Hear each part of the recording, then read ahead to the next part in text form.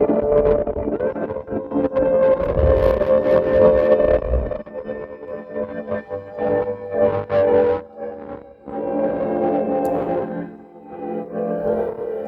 held a monopoly over the slave trade in the Portuguese Empire between 1512 and 1761.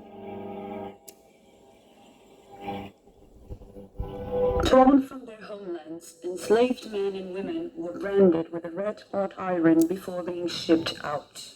Piled into holds of ships called tumbeiros, which some historians have translated as floating tons, where they suffered from a lack of air, food and water, they traveled bound together and naked. Many didn't survive. When they arrived in Lisbon, slaves were counted, unloaded, and taken to the new customs house. Here, the first floor was occupied by what was called the Seven Houses, one of which was the House of Slaves, where these were assessed and registered like any other merchandise.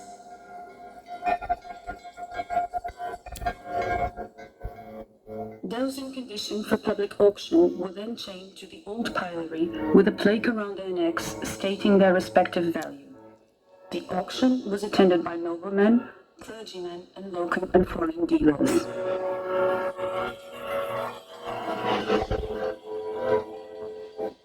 Besides their sale, the old pillory was also the place for floggings when slaves were accused of crimes or infringed on specific rules binding them. From the reign of King John III, the Church of Conceição dos Freiras of the Order of Christ, built on the site of the synagogue of the large Jewish quarter, began to provide the obligatory baptism of slaves and other people with African ancestry. The conversion of this vast community to Christianity was the main stated justification for trafficking thousands of African people, making it a priority to baptize them and give them Christian names. Scattered all over the city, these people became employed in domestic work or forced labor, especially in jobs rejected by the majority of the population. Porters who loaded and unloaded goods were mostly slaves.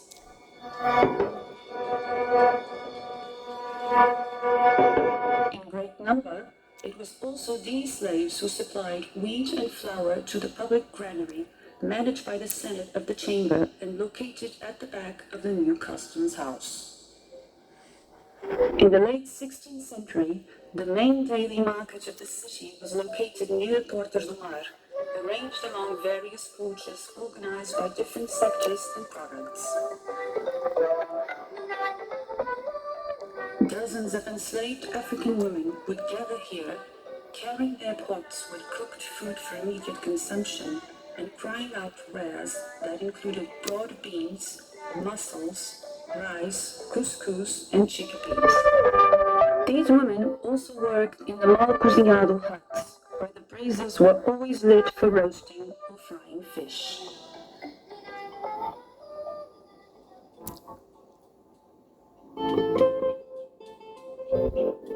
The Chifferis del Rei, or King's Fountain, was the most important fountain in the city. Hundreds of people used it every day, especially slaves who transported and sold water.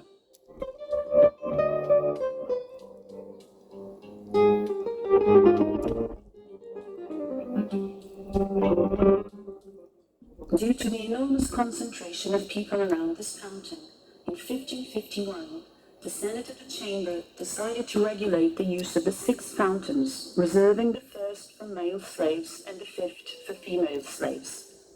Slaves violating this order were publicly whipped on the spot with some fanfare.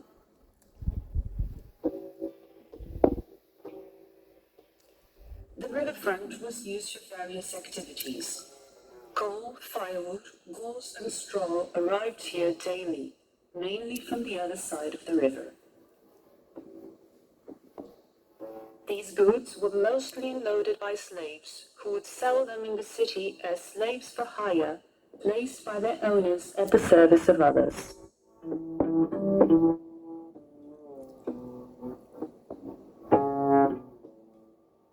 Any of these products could be sold door to door as they were widely used by the population. Any slave caught cheating a buyer would be publicly flogged, and the owner would be obliged to pay a fine.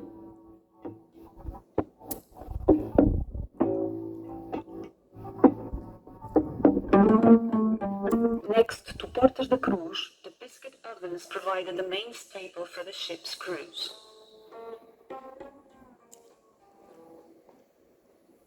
Biscuit was made of wheat flour, salt, and water, and baked in the oven 2 or more times to make it hard enough to keep it edible for longer. This industry involved port activities carried out mainly by slaves, such as the unloading of flour, firewood, and coal. In 1761, Portugal put an end to the entry of new slaves into Lisbon.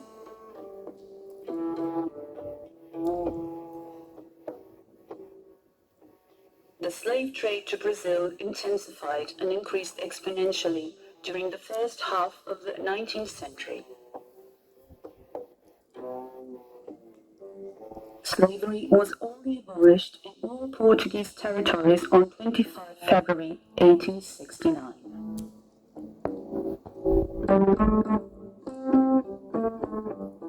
Nor does human reason allow that there was ever in the world public and free agreements for buying and selling free and peaceful men, as who buys and sells oxen, horses, and other beasts of burden.